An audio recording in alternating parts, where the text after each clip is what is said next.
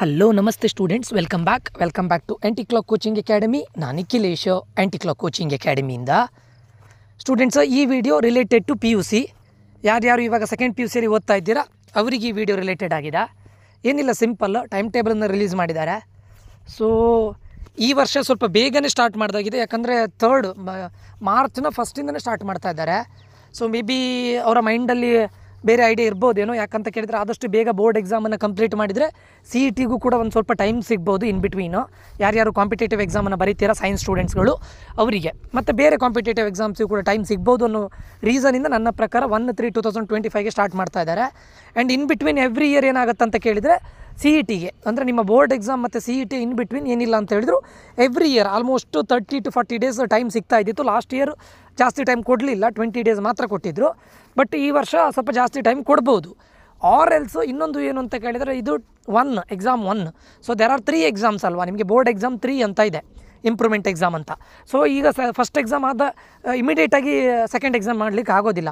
So result ಕೊಟ್ಟು first ಎಕ್ಸಾಮ್ನ result ಕೊಟ್ಟು ಅದಾದಮೇಲೆ ಸ್ವಲ್ಪ ಟೈಮ್ ಕೊಟ್ಟು ಅದಾದಮೇಲೆ ಮಾಡಬೇಕು. ಅದಕ್ಕೋಸ್ಕರ ಮೇ ಬಿ ಮಾರ್ಚ್ ಅಂದರೆ ಸ್ಟೂಡೆಂಟ್ಸು ನೀವು ನೆನಪಿಟ್ಕೊಳ್ಳಿ, ಇದೀಗ ನವೆಂಬರ್, ಡಿಸೆಂಬರ್, ಜನವರಿ, ಫೆಬ್ರವರಿ ಆಯಿತು, ಅಲ್ಲಿಗೆ ನಿಮ್ಮ ಪಿ ಯು ಸಿನೂ ಮುಗೀತು. ಇನ್ನಿರೋದು ನಿಮಗೆ hardly 4 months, hardly not more than that. ಜಾಸ್ತಿ ಅಂದರೆ 4 months ಅದು ಇರೋದಿಲ್ಲ. ಯಾಕೆ ಕೇಳಿದ್ರೆ ಈಗ ಪ್ರಿಪರೇಟರಿ ಅಂತ ಸ್ಟಾರ್ಟ್ ಮಾಡಿದರೆ ಅದರಲ್ಲಿ 1 month ಹೋಗುತ್ತೆ, 1 month ಪ್ರಿಪರೇಟರಲ್ಲಿ ಹೋಗುತ್ತೆ. ಇರೋದು ನಿಮಗೆ 2 to 3 months ಮಾತ್ರ. ಓಕೆ, ಸೊ ತುಂಬ ಏನು ಕ್ರೂಷಿಯಲ್ ಟೈಮ್ ಇದು. ಈ ಟೈಮಿಂದ ನಿಮ್ಮ ಎಕ್ಸಾಮ್ ಟೈಮ್ವರೆಗೆ ತುಂಬ ಕ್ರೂಷಿಯಲ್ ಟೈಮ್. ನಾನು ನಾಟ್ ಓನ್ಲಿ ಫಾರ್ ಬೋರ್ಡ್ಸ್ ಬಗ್ಗೆ ಮಾತಾಡ್ತಾ ಇಲ್ಲ, ಕೆ ಸಿ ಟಿಗೂ ಕೂಡ ತುಂಬ ಇಂಪಾರ್ಟೆಂಟು. ಯಾಕಂದರೆ ನೀವು ಬೋರ್ಡ್ಸಲ್ಲಿ ಒಳ್ಳೆ ಮಾರ್ಕ್ಸ್ ತೆಗೆದು ಕೆ ಸಿ ಟಿಲಿ ಒಳ್ಳೆ ರ್ಯಾಂಕ್ ಬರದೇ ಇದ್ದರೆ ನಿಮಗೆ ಒಳ್ಳೆ ಕಾಲೇಜ್ ಸಿಗೋದಿಲ್ಲ, ಇಂಜಿನಿಯರಿಂಗು ನೀವು ಎಕ್ಸ್ಪೆಕ್ಟೆಡ್ ಕಾಲೇಜ್ ಸಿಗೋದಿಲ್ಲ. ಓಕೆ, ಸೊ ಅದಕ್ಕೋಸ್ಕರ ದಯವಿಟ್ಟು ಬೋರ್ಡ್ಸಿಗೂ ಆದಷ್ಟು ಬೇಗ ಕಂಪ್ಲೀಟ್ ಮಾಡ್ಕೊಳ್ಳಿ. ಜೊತೆಗೆ ಕೆ ಸಿ ಟಿಗೂ ಕೂಡ ಇದನ್ನು ಮ್ಯಾನೇಜ್ ಮಾಡ್ಕೊಂಡು ಹೋಗಿ, ಸರಿನಾ? ಈಗ ವಿಡಿಯೋಗೆ ಬಂದರೆ ಎಲ್ಲೋ ನೋಡಿ, ಕನ್ನಡ ಎಕ್ಸಾಮ್ 1/3/2025ಗೆ ಲ್ಯಾಂಗ್ವೇಜನ್ನು ಇಟ್ಟಿದ್ದಾರೆ, ಕನ್ನಡ ಇಟ್ಟಿದ್ದಾರೆ. 2/3/2025ಗೆ ಮ್ಯಾಥ್ಸ್ ಇದೆ. ಅಂದರೆ ನಿಮಗೀಗ ಮೇಜರ್ಲಿ ನಾನು ಸೈನ್ಸ್ ಸ್ಟೂಡೆಂಟ್ಸ್ಗಳಾದರೆ ಮ್ಯಾಥ್ಸಿಗೆ ತುಂಬ ಇದು ಕೊಡ್ತೀರಾ, ಇಂಪಾರ್ಟೆನ್ಸ್ ಕೊಡ್ತೀರಾ. ಮ್ಯಾಥ್ಸ್ ಇದೆ ಯಾವತ್ತು not 2/3/2025, 3/3/2025. 2/3 is a Sunday, it is a holiday. 3/3/2025 maths ಇದೆ. ಮತ್ತು ಅದು ಬಿಟ್ಟರೆ ಇವರಿಗೆ ಯಾರು ಕಾಮರ್ಸ್ ಸ್ಟೂಡೆಂಟ್ಸ್ಗಳಿಗಾದರೆ ಬಿಸ್ನೆಸ್ ಸ್ಟಡೀಸ್ ಇದೆ. ಆಯಿತಾ, ಕಾಮರ್ಸ್ ಸ್ಟೂಡೆಂಟ್ಸ್ಗಳಿಗಾದರೆ ಬಿಸ್ನೆಸ್ ಸ್ಟಡೀಸ್, ಅದು ಕೂಡ ತುಂಬ ಇಂಪಾರ್ಟೆಂಟ್ ಸಬ್ಜೆಕ್ಟ್ ಅಲ್ವಾ ಅವರಿಗೆ. ಇನ್ನು 4/3/2025 ಯಾರ್ಯಾರು ಸಾಂಸ್ಕ್ರಿಟ್ ಸ್ಟೂಡೆಂಟ್ಸ್ ಇದ್ದೀರಾ ಅವರಿಗೆ 4/3/2025. ಓಕೆ, ಅದಾದ ನಂತರ 5/3/2025 ಸ್ಟ್ಯಾಟ್ಸ್ ಮತ್ತು ಪಾಲಿಟಿಕಲ್ ಸೈನ್ಸ್ ಇದೆ. ಓಕೆ, ಸ್ಟ್ಯಾಟ್ಸು ಯಾರ್ಯಾರು ಸ್ಟ್ಯಾಟ್ಸ್ ತೊಗೊಂಡಿರ್ತೀರಾ ಅವರಿಗೆ ಸ್ಟ್ಯಾಟ್ಸ್ ಇದೆ ಮತ್ತು ಪಾಲಿಟಿಕಲ್ ಸೈನ್ಸ್ ಇದೆ. ಅಂದರೆ ಇಲ್ಲಿ ಕನ್ನಡ ಲ್ಯಾಂಗ್ವೇಜನ್ನು ತೊಗೊಂಡವರಿಗೆ 1 ಸ್ಟಾರ್ಟ್ ಆಗುತ್ತೆ. ಅದೇ ಬೇರೆ ಸಂಸ್ಕೃತನೋ ಹಿಂದಿನೋ, Sanskrit or Hindi or some other language ತೊಗೊಂಡವರಿಗೆ ಸ್ಟಾರ್ಟ್ ಆಗೋದು 3 ಓಕೆ, ಫೈನಾ? ಅದಾದ ನಂತರ ಎನಿವೇ 6/3/2025 ಎಕ್ಸಾಮ್ ಇಲ್ಲ. 7/3/2025 ಫಿಸಿಕ್ಸ್ ಇದೆ. ಅಂದರೆ ಇನ್ ಬಿಟ್ವೀನ್ ಮ್ಯಾಥ್ಸ್ ಮತ್ತು ಫಿಸಿಕ್ಸು, ಮ್ಯಾಥ್ಸ್ 3ಗಿದ್ರೆ ಫಿಸಿಕ್ಸ್ 7ಗಿದೆ, ಸರಿನಾ?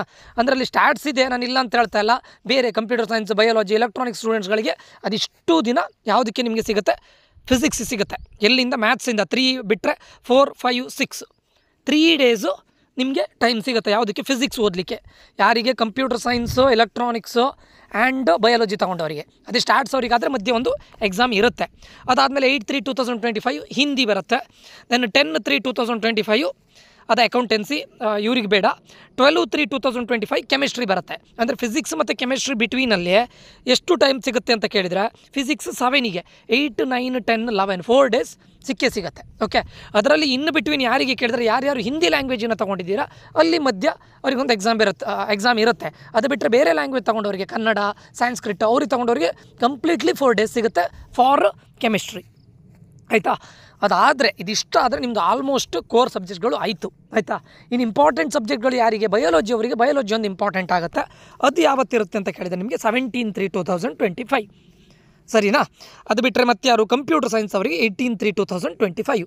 ಅಂದರೆ ಬಯಾಲಜಿ ಅವರಿಗೆ, ಬಯಾಲಜಿಗಿಂತ ಸ್ಟ್ಯಾಟಿಸ್ಟಿಕ್ಸ್ ಅವರಿಗೆ ಯಾವತ್ತು ಎಕ್ಸಾಮ್ ಮುಗಿತದೆ? ನೀವು ಸೈನ್ಸ್ ಸ್ಟೂಡೆಂಟ್ ಆಗಿದ್ದು ಸೈನ್ಸಲ್ಲಿ ನಿಮ್ಮದು ಆಪ್ಷನಲ್ ಸಬ್ಜೆಕ್ಟು ಸ್ಟ್ಯಾಟಿಸ್ಟಿಕ್ಸ್ ಆದರೆ ನಿಮ್ಮ ಎಕ್ಸಾಮ್ 12ಗೆ ಮುಗ್ದು ಬಿಡುತ್ತೆ. ಅದಾದ ನಂತರ ನೀವು ಡೈರೆಕ್ಟ್ಲಿ ನೀವು ಯಾವುದಕ್ಕೆ ಇದು ಮಾಡ್ಬೋದು, ನಾಟ್ 12, 15ಗೆ ಮುಗ್ದು ಬಿಡುತ್ತೆ. ಯಾಕಂದರೆ ಇಂಗ್ಲೀಷ್ ಇದೆ. ಎನಿವೆ ಲ್ಯಾಂಗ್ವೇಜನ್ನು ನನಗೆ ಗೊತ್ತಿದೆ, ಸೈನ್ಸ್ ಸ್ಟೂಡೆಂಟ್ಸ್ಗಳು ಅಷ್ಟು ಸೀರಿಯಸ್ ಆಗಿ ತಗೊಳ್ಳೋದಿಲ್ಲ ಅಂತ ಅಂದ್ಕೊಂಡಿದ್ದೇನೆ. ಬಟ್ ಎನಿವೆ ಅದನ್ನು ತೊಗೊಂಡ್ರೆ 15ಗೆ ಮುಗ್ದು ಬಿಡುತ್ತೆ. ಯಾರಿಗೆ? ಸ್ಟ್ಯಾಟ್ಸ್ ಸ್ಟೂಡೆಂಟ್ಸ್ಗಳಿಗೆ.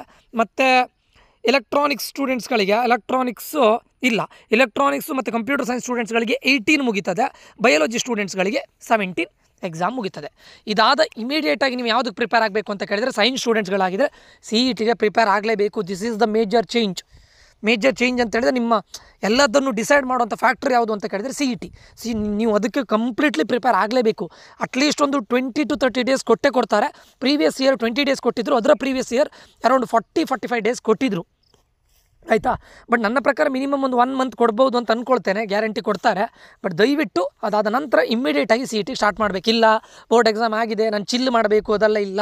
ಯಾಕಂದರೆ ನಿಮ್ಮ ಡಿಸೈಡಿಂಗ್ ಫ್ಯಾಕ್ಟರ್ ಯಾವುದು ಅಂತ ಕೇಳಿದರೆ KCET. ಈ 1 ಮಂತಲ್ಲಿ ನೀವು ಏನು ಕೂಡ ಮಾಡ್ಬೋದು. You can break yourself or you can make yourself. ನಿಮ್ಮನ್ನು ನೀವು ಬೇರೆ ಲೆವೆಲಿಗೆ ತಗೊಂಡು ಹೋಗ್ಬೋದು ಇನ್ ಬಿಟ್ವೀನ್ ಆ ಡೇಸ್ ಇರುತ್ತಲ್ಲ.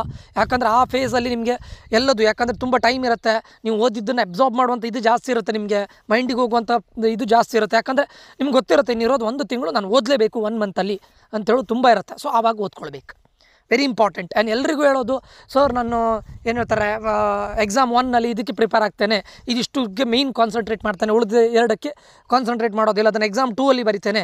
ನಾನು ಯಾವುದನ್ನು ನಾನು ಬೇಡ ಅಂತ ಹೇಳ್ತಾ ಇಲ್ಲ, ಎಕ್ಸಾಮ್ 2ಅಲ್ಲಿ ಬರಿಬೇಡಿ ಅಂತ ಹೇಳ್ತಾ ಇಲ್ಲ. ಬಟ್ ಪ್ರಾಬ್ಲಮ್ ಏನು ಅಂತ ಕೇಳಿದರೆ ನೀವು ನಿಮ್ಮ ಕಾಂಪಿಟೇಟಿವ್ ಎಕ್ಸಾಮ್ಗೆ ಕಾನ್ಸಂಟ್ರೇಟ್ ಮಾಡಲಿಕ್ಕೆ ಆಗೋದಿಲ್ಲ ಆ ಟೈಮಲ್ಲಿ, ಆಯಿತಾ. ಎಕ್ಸಾಮ್ 2ಗೆ ಪ್ರಿಪೇರ್ ಆಗ್ತಾ ಇರಬೇಕು. ರಿವಿಷನ್ ಟೈಪ್ ಆಗುತ್ತೆ, but competitive exam is different, board exam is different. ನೀವು ಬೋರ್ಡ್ ಎಕ್ಸಾಮಿಗೆ ಓದಿದ್ದನ್ನು ತೊಗೊಂಡೋಗಿ ನಾನು ಕಾಂಪಿಟೇಟಿವ್ ಎಕ್ಸಾಮಲ್ಲಿ ಬರಿತೇನೆ ಅಂತ ಆದರೆ, CETಯಲ್ಲಿ ಬರಿತೇನೆ ಅಂತ ಆದರೆ ನಿಮ್ಮ ಬರೋದು ಮಾರ್ಕ್ಸು 15 to 20 ಅಷ್ಟೇ. 15 to 20, not more than that. Okay, 15 to 20 ಬಂದರೆ ನಿಮಗೆ 1,50,000 2 lakhs ರ್ಯಾಂಕ್ ಬರುತ್ತೆ. ಅದಕ್ಕೋಸ್ಕರ ನಾನು ಹೇಳ್ತಾ ಇರೋದು ಆದಷ್ಟು ಫಸ್ಟ್ ಎಕ್ಸಾಮಲ್ಲಿ ಎಲ್ಲದನ್ನು ಕ್ಲಿಯರ್ ಮಾಡ್ಕೊಳ್ಳಿ. ಮತ್ತೇನು ಅಂತ ಕೇಳಿದರೆ KE ಏನು ಕೂಡ ನಾವು ಅಷ್ಟು ಇದಾಗಿ ನಂಬಲಿಕ್ಕೆ ಆಗೋದಿಲ್ಲ. ಲಾಸ್ಟ್ ಇಯರ್ ಸೆಕೆಂಡ್ ಎಕ್ಸಾಮ್ನ ಮಾರ್ಕ್ಸನ್ನು ಕನ್ಸಿಡರ್ ಮಾಡಿದ್ದಾರೆ. ಇನ್ ಕೇಸ್ ಸಡನ್ನಾಗಿ ಇಲ್ಲ ಸೆಕೆಂಡ್ ಇಯರ್ ಮಾರ್ಕ್ಸನ್ನು CETಗೆ ಕನ್ಸಿಡರ್ ಮಾಡೋದಿಲ್ಲ ಅಂತ ಹೇಳಿದರೆ ಕಷ್ಟ. ಬಟ್ ಲಾಸ್ಟ್ ಇಯರ್ ಕನ್ಸಿಡರ್ ಮಾಡಿದ್ದಾರೆ, ಇಲ್ಲ ಅಂತ ಹೇಳ್ತಾ ಇಲ್ಲ. But don't depend on exam 2. Just try to do it in exam 1 itself. ನಿಮಗೆ ಎಷ್ಟಾಗುತ್ತೆ PCMಲ್ಲಿ ಎಷ್ಟು ಪುಷ್ ಮಾಡಲಿಕ್ಕಾಗುತ್ತೆ ಅಷ್ಟು ಪುಷ್ ಮಾಡಿ ಫಸ್ಟ್ ಎಕ್ಸಾಮಲ್ಲಿ ಟ್ರೈ ಮಾಡಿ. ಇನ್ ಕೇಸು ನೀವು ಎಕ್ಸ್ಪೆಕ್ಟೆಡ್ ಬರಲಿಲ್ಲ, ತುಂಬ ವರ್ಸ್ಟ್ ಆಯಿತು ಅಂತಿದ್ದರೆ ಯಾವುದೋ ಒಂದು ಸಬ್ಜೆಕ್ಟನ್ನು ನೆಕ್ಸ್ಟ್ ಎಕ್ಸಾಮಿಗೆ ಇದು ಮಾಡ್ಕೊಳ್ಳಿ. ಅದು ಬಿಟ್ಕೊಂಡು 2-3 ಸಬ್ಜೆಕ್ಟನ್ನು ನಾನು ಎಕ್ಸಾಮ್ 2ಅಲ್ಲಿ ಬರಿತೇನೆ ಅಂತ ಇಟ್ಕೊಂಡು ಆಮೇಲೆ ಅದರಲ್ಲೇ ನೀವು ಪೂರ್ತಿ ಕಾನ್ಸಂಟ್ರೇಟ್ ಮಾಡಿಕೊಂಡು ಫುಲ್ ಕಾನ್ಸಂಟ್ರೇಷನ್ ನಿಮಗೆ ಎಕ್ಸಾಮ್ 2 ಮೇಲೆ ಇರುತ್ತೆ, ನಿಮ್ಮ ಕಾಂಪಿಟೇಟಿವ್ ಎಕ್ಸಾಮ್ ಮೇಲೆ ಇರೋದಿಲ್ಲ. ಆಮೇಲೆ ರ್ಯಾಂಕ್ ನೋಡ್ತೀರಾ, ಮೊಬೈಲ್ ಡಿಜಿಟ್ ಥರ ರ್ಯಾಂಕ್ ಇರುತ್ತೆ. ಓಕೆ, ಸೊ ಆ ಥರ ಒಂದು ಮಾಡ್ಕೊಳ್ಬೇಡಿ. ನಾನು ಇವಾಗಲೇ ಹೇಳ್ತಾ ಇದ್ದೇನೆ, ದಯವಿಟ್ಟು ಎಕ್ಸಾಮ್ 1ನಲ್ಲಿ ಆದಷ್ಟು ಕಾನ್ಸಂಟ್ರೇಟ್ ಮಾಡಿ. ಇನ್ನೂ ಟೈಮ್ ಇದೆ. ನೀವು ಇವಾಗ ಝೀರೋತಿಂದ ಸ್ಟಾರ್ಟ್ ಮಾಡ್ತಾ ಇದ್ದೇನೆ, ಇನ್ನೂ ನಾನು ಸ್ಟಾರ್ಟ್ ಮಾಡಬೇಕು ಅಂದರೆ ಇನ್ನೂ ಟೈಮ್ ಇದೆ, ದಯವಿಟ್ಟು ಮಾಡ್ಕೊಳ್ಳಿ, ಆಯಿತಾ. ಇದಿಷ್ಟು ಟೈಮ್ ಟೇಬಲ್ ನೀವೆಲ್ಲ ನೋಡಿದ್ದೀರ ಅಂತ ಅಂದ್ಕೊಳ್ತೇನೆ. ದಯವಿಟ್ಟು ಪ್ರಿಪೇರ್ ಆಗಿ. ತುಂಬ ಡಿಸೈಡಿಂಗ್ ಫ್ಯಾಕ್ಟರ್ ಆಗುತ್ತೆ, ತುಂಬ ಡಿಸೈಡಿಂಗ್ ಸ್ಟೇಜ್ ಇದು. ಈ ಟೈಮ್ ಅನ್ನೋದು ಲಾಸ್ಟ್ 3 to 4 months ಅನ್ನೋದು ಕಂಪ್ಲೀಟ್ಲಿ ಚೇಂಜ್ ಆಗಿಬಿಡುತ್ತೆ, ನಿಮ್ಮನ್ನು ಕಂಪ್ಲೀಟ್ಲಿ ಚೇಂಜ್ ಮಾಡುವಂಥ ಕೆಪಬಿಲಿಟಿ ಇರುತ್ತೆ. ದಯವಿಟ್ಟು ಓದ್ಕೊಳ್ಳಿ ಅಂತ ಹೇಳ್ತಾ ಇದ್ದೇನೆ. ಈ ವಿಡಿಯೋ ತುಂಬ ಇನ್ಫಾರ್ಮೇಟಿವ್ ಆಗಿದೆ ಅಂತ ಅಂದ್ಕೊಳ್ತೇನೆ. ಈ ವಿಡಿಯೋ ರಿಲೇಟೆಡ್ ಏನಾದರೂ ಡೌಟ್ಸ್ಗಳಿದ್ದರೆ ಈ ವಿಡಿಯೋದ ಕಮೆಂಟ್ ಬಾಕ್ಸಲ್ಲಿ ಕಮೆಂಟ್ ಮಾಡಿ. ಯಾರ್ಯಾರು PUC ಸ್ಟೂಡೆಂಟ್ಸ್ಗಳಿದ್ದಾರೆ ಅವರಿಗೆ ಇದನ್ನು ಶೇರ್ ಮಾಡಿ, ಅವ್ರಿಗೆ ಯೂಸ್ಫುಲ್ ಆಗುತ್ತೆ ಅಂತ ಅಂದ್ಕೊಳ್ತೇನೆ. ಇಲ್ಲಿಗೆ ಈ ವಿಡಿಯೋ ಎಂಡ್ ಮಾಡ್ತಾ ಇದ್ದೇನೆ. ಲೈಕ್ ಮಾಡೋದನ್ನು ಮರಿಬೇಡಿ, ಸಬ್ಸ್ಕ್ರೈಬ್ ಮಾಡಿ ಅಂತ ಹೇಳ್ತಾ ಮುಂದಿನ ವಿಡಿಯೋದಲ್ಲಿ ಮತ್ತೆ ಸಿಗ್ತೇನೆ. ನಾನು ನಿಖಿಲೇಶು ಸೈನ್ ಆಫ್ ಆಗ್ತಾ ಇದ್ದೇನೆ. Until that, love you all, bye, take care students.